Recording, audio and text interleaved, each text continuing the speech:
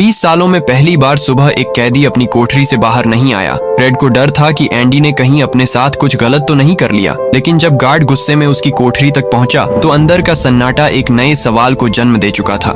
कहानी की शुरुआत में हम एक जेल देखते हैं जिसका नाम द शॉशैंक रिडेम्पशन है। ये दुनिया की सबसे सुरक्षित जेल है। इस जेल में हजारों कैदी हैं, लेकिन आज तक कोई भी कैदी इस जेल से भाग नहीं पाया क्योंकि इस जेल की सुरक्षा बहुत सख्त है। इस जेल में ऐसे कैदी भी हैं जिन्होंने अपनी पूरी जिंदगी इसी जेल में गुजार दी है, लेकिन उन्होंने भी इस जेल से भागने के बारे में कभी नहीं सोचा, क्योंकि जो भी कैदी इस जेल से भागने की कोशिश करता है उसकी सजा मौत होती है। अब यहाँ से सीन कट होता है और हमें अदालत में एंडी नाम का एक आदमी दिखाया जाता है। एंडी अमेरिका के एक बहुत बड़े बैंक का बैंक अधिकारी होता है। अदालत का जज उसे उसकी पत्नी और उसकी पत्नी के प्रेमी के कत्ल के जुर्म में पूरी जिंदगी की सजा देता है, लेकिन एंडी कहता है कि मैंने यह कत्ल नहीं किया। मगर एंडी के पास खुद को बेगुनाह साबित करने के लिए कोई सबूत नहीं होता। इसी वजह से अदालत का जज एंडी को पूरी जिंदगी के लिए दुनिया की सबसे सुरक्षित जेल द शॉशैंक रिडेम्पशन में भेज देता है। एंडी के साथ कई और कैदी भी होते हैं और जब इन कैदियों को जेल में लाया जाता है तो जेल के अंदर बाकी कैदी आपस में शर्त लगाते हैं। वे कहते हैं कि आज रात इन नए कैदियों में से कौन रोएगा, और इसके लिए वे सिगरेट की एक डिब्बे पर शर्त लगाते हैं। ये लोग लाइन के बाहर खड़े नए कैदियों में से एक को चुनते हैं। फिर रेड नाम का एक कैदी एंडी पर शर्त लगाता है क्योंकि उसे लगता है कि एंडी बहुत मासूम है और वह बहुत अमीर भी है, जिसने कभी कोई तकलीफ नहीं झेली। इसी वजह से रेड को लगता है कि आज रात सबसे पहले एंडी ही रोएगा। इसके बाद सभी कैदियों को लाइन में जेल के अंदर लाया जाता है और हर कैदी को उसकी कोठरी में बंद कर दिया जाता है। कुछ देर बाद रात हो जाती है। फिर पुराने कैदी नए कैदियों पर चिल्लाना शुरू कर देते हैं ताकि उनमें से कोई डर जाए और रोना शुरू कर दे, और ऐसा ही होता है। इन नए कैदियों में से एक कैदी रोना शुरू कर देता है। वह कहता है कि मुझे घर जाना है। फिर गार्ड वहां आते हैं और उसे रोने से रोकते हैं, लेकिन जब वह आदमी रोना बंद नहीं करता तो गार्ड उसे कोठरी से बाहर निकालते हैं और उसे इतना मारते हैं कि वह बेहोश हो जाता है। दूसरी तरफ रेड की एंडी पर लगाई हुई शर्त हार जाती है और रेड समझ जाता है कि एंडी बहुत मजबूत है, क्योंकि इतना डरने के बावजूद उसने एक आवाज तक नहीं निकाली। इसी वजह से अगले दिन रेड अपने साथी को सिगरेट की एक डिब्बा दे देता है क्योंकि रेड की एंडी पर लगाई हुई शर्त हार गई थी। फिर हम एंडी को देखते हैं जो अकेले चुपचाप नाश्ता कर रहा होता है। फिर एंडी की मुलाकात जेल के सबसे पुराने कैदी ब्रुक्स से होती है। ब्रुक्स को इस जेल में लगभग 50 साल होने वाले होते हैं। एंडी समझदारी से इस जेल के सारे छोटे बड़े नियमों और हर कैदी के बारे में जानने की कोशिश करता है। फिर ब्रुक्स एंडी को जेल का हर राज बताता है और वह एंडी से कहता है, अगर तुम्हें जेल के बाहर से कोई भी चीज मंगवानी हो तो रेड नाम के कैदी के पास जाना। ये सुनने के बाद एंडी इंतजार नहीं करता। वह सीधा रेड के पास जाता है और कहता है, मैंने सुना है कि तुम जेल के बाहर से कुछ भी मंगवा सकते हो। फिर रेड कहता है, हाँ मैं मंगवा सकता हूँ, लेकिन ऐसी कोई चीज नहीं जो यहाँ से भागने या किसी को मारने के काम आ सके। एंडी रेड से कहता है कि मुझे एक हथौड़ा चाहिए। हथौड़े का नाम सुनकर रेड कहता है, तुम्हें हथौड़ा क्यों चाहिए? क्या तुम हथौड़े से किसी को मारने वाले हो? फिर एंडी कहता है, नहीं मैं किसी को नहीं मारने वाला, यहाँ मेरा कोई दुश्मन नहीं है। ये सुनकर रेड कहता है कि यहाँ अभी तुम्हारा कोई दुश्मन नहीं है, लेकिन जल्द ही कुछ लोग तुम्हारे दुश्मन बनने वाले हैं। वह कुछ लोगों की तरफ इशारा करता है और एंडी को चेतावनी देता है कि इन लोगों की नजर तुम पर बुरी है, इसलिए इनसे दूर रहना। अगले दिन एंडी की मांग पर रेड उसके लिए एक हथौड़ा मंगवाता है और जब वह हथौड़ा देखता है तो रेड हंसने लगता है क्योंकि हथौड़ा आकार में बहुत छोटा होता है और रेड सोचता है कि इस हथौड़े से जेल में सुराख करने में 600 साल लग जाएंगे। इसके बाद रेड ब्रुक्स के जरिए एंडी की कोठरी तक पहुंचता है। इसी तरह दिन गुजरते रहते हैं और एक दिन जब एंडी कपड़े धोने वाली जगह पर काम कर रहा होता है तभी वही 3 लोग जिनकी नजर एंडी पर बुरी थी एंडी को पकड़ लेते हैं। एंडी उनसे छूटने की कोशिश करता है, लेकिन वह अकेला उन 3 लोगों पर काबू नहीं पा पाता, इसलिए वे तीनों पहले एंडी को बहुत मारते हैं और फिर एंडी के साथ गलत करते हैं। इसी तरह यह सब चलता रहता है। ये लोग हमेशा एंडी को पकड़ लेते हैं और फिर उसे मारते हैं। इसी तरह 2 साल गुजर जाते हैं। फिर एक ऐलान होता है कि छत की मरम्मत के लिए कुछ लोगों की जरूरत है। यहाँ छत पर काम करने के लिए कैदियों की एक टीम तैयार होती है जिसमें रेड और एंडी भी शामिल होते हैं। ये सभी लोग काम पर लग जाते हैं और छत की देखभाल की जिम्मेदारी हैडली नाम के एक बहुत सख्त गार्ड पर होती है। हैडली बहुत सख्त इंसान होता है जो छोटी सी गलती पर कैदियों को बहुत बुरी तरह मारता है। जब सभी कैदी छत पर काम कर रहे होते हैं तो हैडली थोड़ा परेशान हो जाता है और वह अपने साथियों से कहता है कि मेरे भाई की हाल ही में मौत हो गई है, उसके खाते में $30,000 है। अब मेरे भाई का इस दुनिया में मेरे अलावा कोई नहीं है, इसलिए उसके पैसों पर मेरा हक है। लेकिन परेशानी ये है कि जब मैं ये $30,000 अपने खाते में भेजूंगा तो सरकार मुझसे टैक्स के रूप में सारा पैसा ले लेगी। जब हैडली अपने साथियों से यह बात कर रहा होता है तब एंडी भी यह सब सुन लेता है। एंडी जो एक बहुत बड़ा बैंक अधिकारी होता है, वह जानता था कि सरकार को टैक्स दिए बिना पैसा कैसे बचाया जा सकता है। इसके बाद एंडी बिना सोचे हैडली के पास जाता है और वह उससे पूछता पूछता है, क्या आप अपनी पत्नी पर भरोसा करते हैं? यह सुनकर हैडली गुस्सा हो जाता है और वह एंडी को पकड़कर छत के किनारे तक ले जाता है, लेकिन उसे नीचे फेंकने से पहले एंडी उसे बताता है, अगर आप अपनी पत्नी पर भरोसा करते हैं कि वह आपको धोखा नहीं देगी, तो आप अपने भाई का पैसा आसानी से अपनी पत्नी के खाते में भेज सकते हैं, क्योंकि सरकार का एक नियम है कि कोई भी आदमी अपनी पूरी जिंदगी में अपनी पत्नी को $60,000 तक गिफ्ट दे सकता है और इस पैसे पर कोई कर नहीं लगता। एंडी यह भी कहता है कि अगर आप बाहर से कोई वकील रखेंगे तो वह आपसे बहुत ज्यादा पैसा लेगा, लेकिन मैं यह काम आपके लिए मुफ्त में कर सकता हूँ। फिर हैडली पूछता है, बदले में तुम्हें क्या चाहिए? इस पर एंडी मुस्कुराकर कहता है, मुझे कुछ नहीं चाहिए, जब आपका काम हो जाए तो बस मेरे सभी दोस्तों को बियर दे देना। और अगले दिन सभी कैदी छत पर बैठकर बियर का मजा ले रहे होते हैं, यानी एंडी ने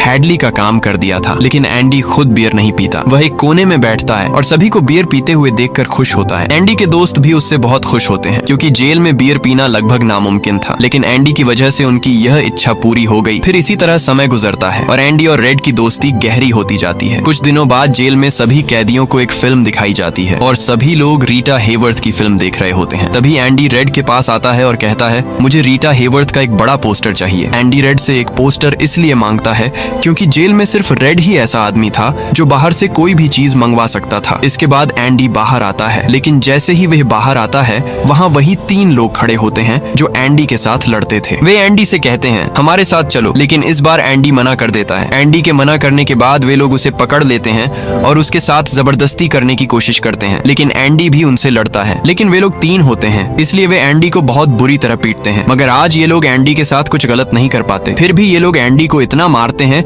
कि एंडी 1 महीने के लिए हॉस्पिटल चला जाता है और उसके साथ जिस आदमी ने एंडी को मारा था उसे 1 हफ्ते के लिए जेल में डाल दिया जाता है। 1 हफ्ते बाद जब वह अपनी कोठरी में वापस आता है तो वहाँ वही ऑफिसर मौजूद होता है जिसके लिए एंडी ने उसके $30,000 पर लगने वाला कर बचाया था। और किसी ने इस ऑफिसर को बता दिया था कि इस आदमी ने एंडी को इतना मारा है कि वह 1 महीने के लिए हॉस्पिटल चला गया है। अब यहाँ वह ऑफिसर उस आदमी को इतनी बुरी तरह पीटता है कि वह हमेशा के लिए लकवे का शिकार हो जाता है। 1 महीने बाद जब एंडी हॉस्पिटल से अपनी कोठरी में वापस आता है तो उसे अपनी कोठरी में रीटा हेवर्थ का एक बड़ा पोस्टर मिलता है। असल में यह रेड की तरफ से स्वागत का तोहफा होता है। इसी तरह दिन गुजरते रहते हैं और एक दिन जेल का वार्डन एक गार्ड के साथ एंडी की कोठरी में आता है और उसकी कोठरी की तलाशी करवाता है। कोठरी की जांच करने के बाद जब वार्डन को कुछ नहीं मिलता तो वार्डन की नजर सामने लगे पोस्टर पर जाती है। वार्डन कहता है कि मैं कोठरी में पोस्टर लगाने की इजाजत नहीं देता, लेकिन तुम इसे अपनी कोठरी में लगा सकते हो। असल में तलाशी सिर्फ एक बहाना होती है। इस ऑफिसर ने वार्डन को बताया था कि एंडी ने उसके $30,000 पर लगने वाला कर कैसे बचाया था। इसी वजह से वार्डन अपने फायदे के लिए एंडी से मिलना चाहता था। एंडी के हाथ में एक बाइबल होती है जिसे वह लेता है और बाइबल लेकर वहाँ से चला जाता है, लेकिन थोड़ा आगे जाकर वह वापस लौटता है और उसके हाथ में जो एंडी की बाइबल होती है वह उसे वापस दे देता है और कहता है कि मुक्ति इसी में है। अगले दिन वार्डन एंडी को अपने ऑफिस में बुलाता है और कहता है कि तुम्हारे जैसा समझदार आदमी जेल की सलाखों के पीछे नहीं होना चाहिए। इसी वजह से वार्डन एंडी को लाइब्रेरी का सहायक बना देता है। लाइब्रेरी में ब्रुक्स नाम का बूढ़ा आदमी होता है जो कई सालों से लाइब्रेरी संभाल रहा होता है। फिर वही ऑफिसर जिसके लिए एंडी ने $30,000 बचाए थे, एक और ऑफिसर को एंडी के पास लेकर आता है। असल में उसे ITAR की परेशानी होती है जो एंडी तुरंत उसे हल कर लेता है। इसी वजह से पूरे जेल में एंडी की चर्चा होने लगती है। जैसे जैसे साल गुजरते हैं एंडी का काम बढ़ता जाता है, इसलिए एंडी को एक सहायक की जरूरत पड़ती है और वह अपने सबसे अच्छे दोस्त रेड को अपना सहायक बना लेता है। एक दिन लाइब्रेरी में ब्रुक्स बिना किसी वजह के एक कैदी की गर्दन पर चाकू रख देता है और उसे मारने की धमकी देता है। असल में सरकार ने उसे माफ कर दिया होता है, लेकिन वह इस जेल को छोड़ना नहीं चाहता। आज उसे इस जेल में 50 साल हो चुके होते हैं। उसकी पूरी जिंदगी इसी जेल में गुजर चुकी होती है और वह पूरी तरह भूल चुका होता है कि बाहर की दुनिया कैसी होती है। यह जेल ही उसकी असली दुनिया बन चुकी होती है और वह सोचता है कि अगर वह किसी को मार देगा तो उसकी सजा बढ़ जाएगी और उसे इसी जेल में रखा जाएगा। एंडी के समझाने पर ब्रुक्स उस आदमी को छोड़ देता है जिसकी गर्दन पर उसने चाकू रखा था। अब न चाहते हुए भी जब ब्रुक्स जेल से बाहर आता है तो उसे बाहर की दुनिया बहुत अजीब लगती है। 50 सालों में बाहर की दुनिया की रफ्तार बहुत ज्यादा बढ़ चुकी होती है, जहाँ रोड पर बहुत ज्यादा ट्रैफिक होता है। पहले एक कार हुआ करती थी, अब रोड्स पर कार्स की भीड़ होती है। कुछ दिनों बाद वह एक बड़ी दुकान में काम शुरू करता है, लेकिन बाहर की दुनिया में उसका बिल्कुल मन नहीं लगता। वह जेल के बारे में ही सोचता रहता है और वह वापस जेल आना चाहता है। इसी वजह से वह कभी कभी सोचता है कि उसे कोई जुर्म कर देना चाहिए ताकि वह वापस जेल जा सके, लेकिन ब्रुक्स इस उम्र में कोई जुर्म नहीं करना चाहता था और इस भीड़ से भरी तेज जिंदगी में ब्रुक्स जी नहीं पाता और अपनी जान दे देता है। मरने से पहले वह जेल में अपने दोस्तों के नाम एक एक पत्र लिखता है। उसे पढ़ते हुए सभी लोग हैरान रह जाते हैं, वह बहुत भावुक हो जाते हैं। इसी जेल में हम देखते हैं कि वार्डन एक नया कार्यक्रम शुरू करता है। इस कार्यक्रम में जेल के कैदियों को बाहर काम करने के लिए ले जाया जाएगा ताकि वे मेहनत से पैसा कमाना सीख सकें, और कैदी भी इस काम के लिए तैयार हो जाते हैं क्योंकि वे सभी बाहर की हवा खाना चाहते थे। और इसी तरह वार्डन इन कैदियों से काम करवाना शुरू कर देता है। लेकिन इस योजना के जरिए वार्डन को बहुत सारे ठेके मिलने लगते हैं क्योंकि जेल के कैदियों की मजदूरी बहुत सस्ती होती है और बाहर की स्थानीय निर्माण मजदूरों की टीम को कहीं काम नहीं मिलता क्योंकि वार्डन अपने कैदियों से वही काम आधे दाम में करवा लेता है। और वार्डन आधे दाम में काम इसलिए करता है क्योंकि कैदियों को कोई मजदूरी नहीं दी जाती थी। इसी वजह से वार्डन कैदियों से मुफ्त में काम करवाता है और बहुत सारा पैसा कमाना शुरू कर देता है, और यह पैसा काला पैसा होता है। लेकिन क्योंकि एंडी एक बैंक अधिकारी होता है इसलिए वार्डन का काला पैसा सफेद में बदल देता है। असल में एंडी यह पैसा एक ऐसे आदमी के नाम पर जमा करता है जो इस दुनिया में है ही नहीं, और वह सारा पैसा उसके खाते में भेज देता है ताकि अगर कल पुलिस को पता चले तो पुलिस एक ऐसे आदमी को ढूंढती रहे जो इस दुनिया में कभी पैदा ही नहीं हुआ। अब जेल में एक नया कैदी आता है जिसका नाम टॉमी होता है। टॉमी बहुत जवान होता है और इतनी कम उम्र में भी वह कई जेलों में जा चुका होता है। टॉमी बहुत मिलनसार स्वभाव का होता है इसलिए जल्द ही जेल के कई कैदियों से उसकी दोस्ती हो जाती है। एक दिन टॉमी खाने की मेज पर सभी से कहता है कि मैं कई सालों से चोरी कर रहा हूँ, इसलिए मैं यहाँ की कई जेलों में जा चुका हूँ और इस बार भी मैं चोरी की वजह से ही इस जेल में आया हूँ। टॉमी की बात सुनकर एंडी उससे कहता है कि अगर तुम चोरी करने के बाद बार बार पकड़े जा रहे हो तो इसका मतलब है कि यह काम तुम्हारे लिए ठीक नहीं है, इसलिए तुम्हें चोरी छोड़ देनी चाहिए। टॉमी को एंडी की बातें बहुत अच्छी लगती हैं, इसलिए टॉमी रेड से एंडी के बारे में जानकारी लेना शुरू करता है। टॉमी रेड से कहता है कि एंडी बहुत समझदार और शरीफ इंसान है, वह जेल में क्यों आया। रेड उसे बताता है कि एंडी एक बहुत बड़ा बैंक अधिकारी था लेकिन उसने अपनी पत्नी और उसकी पत्नी के प्रेमी को मार दिया था। टॉमी सोचता है कि उसे पूरी जिंदगी के लिए कैद कर दिया गया। तभी उसे कुछ याद आता है और वह एंडी को बुलाता है। अब एंडी और रेड टॉमी के सामने होते हैं। टॉमी उन्हें बताता है कि 4 साल पहले मैं एक जेल में गया था जहां मुझे एक कैदी मिला था और उस कैदी ने मुझे बताया था कि एक रात वह एक घर में चोरी करने गया था। चोरी के दौरान उस घर का मालिक जाग गया। अब पकड़े जाने के डर से वह उस घर के मालिक और उसकी पत्नी को मार देता है। बाद में उसे पता चलता है कि वे पति पत्नी नहीं बल्कि प्रेमी थे और वह औरत एक बहुत बड़े बैंक अधिकारी की पत्नी थी। कुछ समय बाद जब मैं अखबार में खबर पढ़ता हूँ तो मुझे पता चलता है कि जब पुलिस ने इन दोनों कत्लों की जांच की तो पुलिस को शक हुआ कि बैंक अधिकारी ने ही उन्हें मारा है। इसी वजह से बैंक अधिकारी को अपनी पत्नी और अपनी पत्नी के प्रेमी के कत्ल में गिरफ्तार कर लिया गया। यहाँ हमें पता चलता है कि एंडी बेगुनाह था। ये सब जानने के बाद एंडी वार्डन के पास जाता है और उसे सारी बातें बताता है, लेकिन वार्डन जानबूझकर उसकी बातों पर यकीन नहीं करता क्योंकि एंडी वही इंसान है जो उसके काले धन को सफेद करता है और वार्डन के सारे राज जानता है। इसीलिए अगर एंडी यहाँ से चला गया तो वार्डन ज्यादा पैसा नहीं कमा पाएगा और शायद उसके काले धन का राज भी खुल जाएगा। इसीलिए वह एंडी से कहता है कि यह एक झूठी कहानी है, ऐसी कहानियां तो मुझे हर दिन सुनने को मिलती हैं। एंडी वार्डन से वादा करता है कि अगर मैं आजाद भी हो गया तब भी आपके राज अपने पास रखूंगा, लेकिन वार्डन एंडी की बात नहीं सुनता। यह देखकर एंडी को बहुत गुस्सा आता है कि मैंने इस आदमी की इतनी मदद की लेकिन आज मेरे बेगुनाह होने के बावजूद यह मुझे बाहर नहीं जाने दे रहा। इसलिए एंडी वार्डन पर चिल्ला देता है। फिर वार्डन एंडी को 1 महीने के लिए अंधेरी कोठरी में डाल देता है और फिर वह सीधा टॉमी के पास जाता है। वार्डन टॉमी से पूछता है, क्या तुमने एंडी को जो बातें बताई हैं वे सच हैं? टॉमी कहता है, हाँ वे सब सच हैं। फिर वह टॉमी से कहता है, अगर तुम्हें अदालत में बुलाया जाए तो क्या तुम अदालत में इसकी गवाही दे सकते हो? फिर टॉमी कहता है, हाँ मैं इसके लिए तैयार हूँ। ये सुनकर वार्डन ऊपर खड़े गार्ड की तरफ इशारा करता है और गार्ड टॉमी पर गोलियां चला देता है। फिर वार्डन एंडी के पास जाता है और वार्डन एंडी से कहता है कि टॉमी ने भागने की कोशिश की थी इसलिए उसे गोली मार दी गई। लेकिन एंडी समझ जाता है कि टॉमी को क्यों मारा गया है और एंडी सोचता है कि वार्डन बहुत घटिया इंसान है। एंडी वार्डन से कहता है कि मैं अब कभी तुम्हारा काम नहीं करूंगा। फिर वार्डन कहता है कि तुम्हें मेरा काम करना ही पड़ेगा वरना मैं इस जेल को तुम्हारे लिए नरक बना दूंगा। और जाते जाते वार्डन गार्ड से कहता है कि इसे 1 और महीने के लिए अंधेरी कोठरी में रखो। अंधेरी कोठरी बहुत डरावनी जगह होती है जहाँ कैदी को पूरे महीने अंधेरे में रहना पड़ता है। अब एंडी ने इस अंधेरी कोठरी में 1 महीना गुजार लिया था लेकिन अब उसे इसी अंधेरे छोटे रूम में 1 और महीना गुजारना पड़ेगा। पूरी जेल में यह खबर फैल जाती है कि एंडी को उस जुर्म की सजा दी जाएगी। वार्डन कहता है कि टॉमी एंडी के बाल काट रहा है जो उसने पहले कभी नहीं किया था। जेल के सभी कैदी एंडी के लिए बहुत दुखी होते हैं। अब अंधेरी कोठरी में पूरे 2 महीने गुजारने के बाद जब एंडी बाहर आता है तो रेड उसके पास आता है। एंडी रेड से पूछता है, क्या तुम कभी इस जेल से बाहर निकल पाओगे? रेड कहता है, हाँ लेकिन तब जब मैं बहुत बूढ़ा हो जाऊंगा और मेरा दिमाग काम करना बंद कर देगा। एंडी कहता है कि मैं यहाँ से निकलकर मेक्सिको जाऊंगा। मेक्सिको का समुद्र किनारा बहुत खूबसूरत जगह है। कहा जाता है कि वहाँ इंसान खुद को खो देता है। मैं वहाँ अपना खुद का रेस्टोरेंट खोलूंगा। मैं समुद्र के किनारे अपनी नाव ठीक करूंगा और वहाँ मुझे एक बहादुर आदमी की जरूरत होगी जो मेरे लिए बाहर से चीजें लाएगा। असल में वह रेड की तरफ इशारा कर रहा था। यह सुनकर रेड कहता है कि उम्मीद बहुत खतरनाक चीज होती है। ये इंसान को पागल कर देती है। तुम्हें सच की दुनिया में वापस आना होगा। मेक्सिको यहाँ से बहुत दूर है। ये कहकर रेड वहाँ से जाने लगता है, लेकिन जाने से पहले एंडी रेड से कहता है, मुझसे वादा करो कि अगर तुम कभी यहाँ से रिहा हुए तो मेरे लिए एक काम करोगे। रेड कहता है, हाँ मैं जरूर करूंगा। एंडी रेड को एक पता बताता है और वह कहता है कि जब भी तुम यहाँ से रिहा हो जाओ उस जगह जाना जहाँ एक बड़े मैदान के बीच एक खूबसूरत पेड़ है। मैंने अपनी पत्नी को उसी पेड़ के नीचे शादी के लिए कहा था। वह रेड से कहता है कि उस पेड़ के नीचे तुम्हें एक दीवार के अंदर एक काला पत्थर मिलेगा। उसके नीचे मैंने एक डिब्बा छुपाया है और जब भी तुम रिहा हो जाओ वहाँ जाना। उस पत्थर के नीचे रखे डिब्बे को देखना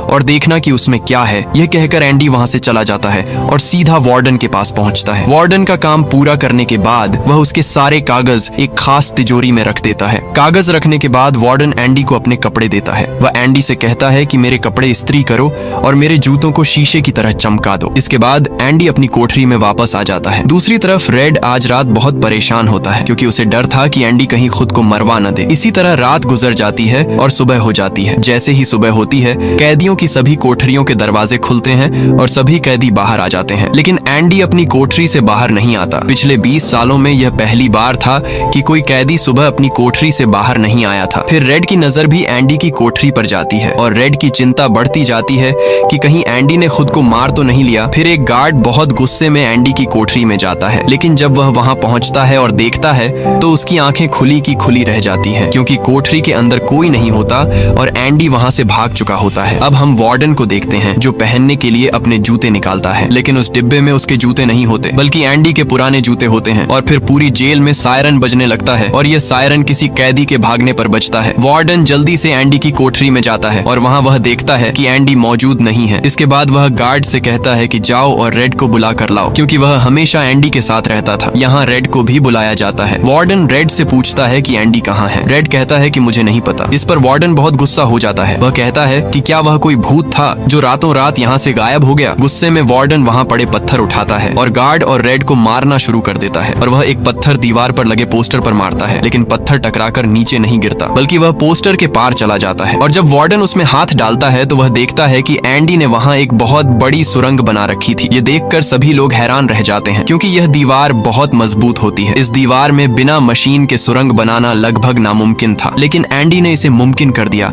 और यहाँ से भाग गया। इसके बाद सभी गार्ड उस जगह जाते हैं जहाँ से एंडी बाहर निकला था। वहाँ उन्हें एंडी के पुराने कपड़े और वह हथौड़ा मिलता है जिसे एंडी ने 20 साल पहले रेड से मंगवाया था। ये वही हथौड़ा होता है जिससे एंडी पिछले 20 सालों से अपनी कोठरी की दीवार में सुरंग बना रहा था। 20 सालों तक एंडी ने यह काम इतनी सफाई से किया कि किसी को इसकी भनक तक नहीं लगी। साथ ही दीवार से जो मिट्टी निकलती थी वह उसे अपनी जेब में भर लेता था और जमीन पर बिखेर देता था। जब एंडी आखिरी बार वार्डन के लिए काम करता है तो वह वार्डन के काले धन के सारे कागज अपने पास रख लेता है और जो बाइबल उसके पास होती है उसे वह वार्डन की आंखों के सामने उसके लॉकर में रख देता है और एंडी वार्डन को दिखाता है कि यह बाइबल नहीं बल्कि उसके कागज हैं। साथ ही वार्डन ने जो कपड़े उसे इस्त्री करने के लिए दिए थे, एंडी पहले वार्डन के कपड़े पहनता है और फिर उसके ऊपर अपने पुराने कपड़े पहन लेता है और जो जूते वार्डन ने उसे शीशे की तरह चमकाने के लिए दिए थे एंडी उन्हें पहनता है और वहां से चला जाता है। रात में जैसे ही सारी बत्तियां बंद होती हैं, एंडी अपनी कोठरी की सुरंग से बाहर निकल आता है। इसके बाद वह नाली का पाइप तोड़ता है और उसी पतले नाली के पाइप में रेंगते हुए उस जेल से भाग निकलता है। हालांकि एंडी का नाली वाला पाइप लगभग 2 किलोमीटर लंबा था। अगली सुबह एंडी उस बैंक में जाता है जहां वार्डन का काला धन रखा होता है। ये पैसा एक ऐसे आदमी के नाम पर होता है जो इस दुनिया में है ही नहीं। ये सारे कागज एंडी ने ही बनाए होते हैं और बैंक खाते के मालिक के हस्ताक्षर भी एंडी ने जेल में बैठकर बनाए होते हैं। इसलिए वार्डन का सारा पैसा निकालने में एंडी को कोई परेशानी नहीं होती। एंडी के पास उस आदमी के नाम के सारे कागज होते हैं, इसलिए एंडी बैंक जाता है और सारा पैसा निकाल लेता है और यह पैसा $3,70,000 होता है। इस तरह एंडी सिर्फ आजाद ही नहीं होता बल्कि पैसों से अमीर भी हो जाता है। और हमें पता चलता है कि जिस दिन एंडी उस जेल में आया था उसी दिन से वह इस काम की योजना बना रहा था। वार्डन ने जेल में एंडी के साथ बहुत बुरा बर्ताव किया था और उसने टॉमी को भी मरवा दिया था। इसलिए एंडी वार्डन के काले धन के सबूत मीडिया को दे देता है। अगली सुबह यह खबर अखबार में छप जाती है और जब वार्डन तिजोरी खोलता है तो वह देखता है कि पैसा थैले में था। फिर वह देखता है कि वहाँ उसके कागज नहीं बल्कि बाइबल रखी होती है। बाइबल के पहले पन्ने पर एंडी लिखता है कि आप सही थे, मुक्ति इसी में है। और जब वार्डन पन्ना पलटता है तो वह देखता है कि वहाँ हथौड़े का निशान बना हुआ है। असल में एंडी ने बाइबल के पन्नों को हथौड़े के आकार में काट दिया था और उसमें एक जगह बना दी थी जिसमें उसने अपना हथौड़ा छुपा रखा था। और 20 साल पहले जब वार्डन पहली बार एंडी की कोठरी में गया था तो उसने एंडी के हाथ से उसकी बाइबल ली थी और फिर उसे वापस कर दिया था। उस समय भी हथौड़ा उसी बाइबल में छुपा हुआ था। यह देखकर वार्डन को बहुत बड़ा झटका लगता है। दूसरी तरफ वार्डन के काले धन की खबर पूरे शहर में फैल चुकी होती है। इसी वजह से रिपोर्टर और पुलिस वार्डन को गिरफ्तार करने के लिए जेल के बाहर आ रहे होते हैं और पुलिस के गिरफ्तार करने से पहले ही वार्डन खुद को गोली मार देता है। कुछ समय बाद एंडी के दोस्त रेड को भी माफ कर दिया जाता है और सरकार की तरफ से उसे एक नौकरी भी दी जाती है। लेकिन बाहर की दुनिया में रेड का बिल्कुल मन नहीं लगता क्योंकि उसने अपनी जिंदगी के 40 साल जेल में गुजारे होते हैं। रेड भी उसी रूम में रहने लगता है जहां ब्रुक्स रहा करता था और रेड भी अपनी जान देना चाहता है। लेकिन तभी उसे याद आता है कि उसने एंडी से वादा किया था। इसके बाद वह कार से उस जगह के लिए निकल जाता है और वह उस बड़े घास वाले मैदान में पहुंचता है जहां एक बहुत बड़ा पेड़ होता है। वहां पत्थरों की एक दीवार भी होती है। उस दीवार पर एक काला पत्थर होता है और जब रेड उस पत्थर को उठाता है तो उसके नीचे एक डिब्बा होता है। उस डिब्बे में कुछ पैसे और एक पत्र होता है। यह पत्र एंडी का होता है। उस पत्र में लिखा होता है कि एंडी रेड का उसी जगह इंतजार कर रहा है जिसके बारे में एंडी ने जेल में रेड को बताया था। इसके बाद एंडी ने लिखा होता है कि उम्मीद एक अच्छी चीज होती है। फिर रेड उस जगह पहुंच जाता है और जब वह समुद्र किनारे जाता है तो वह देखता है कि एंडी नाव में बैठा अपनी नाव ठीक कर रहा है। ये जगह, ये सब एंडी का सपना होता है जो उसने जेल में रेड के साथ साझा किया था और रेड ने कहा था कि उम्मीद अच्छी नहीं होती। इसके बाद दोनों एक दूसरे को गले लगा लेते हैं और इसी के साथ यह कहानी खत्म होती है। दोस्तों, अगर वीडियो पसंद आई हो तो लाइक करें और ऐसी मूवी एक्सप्लेनेशंस के लिए चैनल को सब्सक्राइब जरूर करें।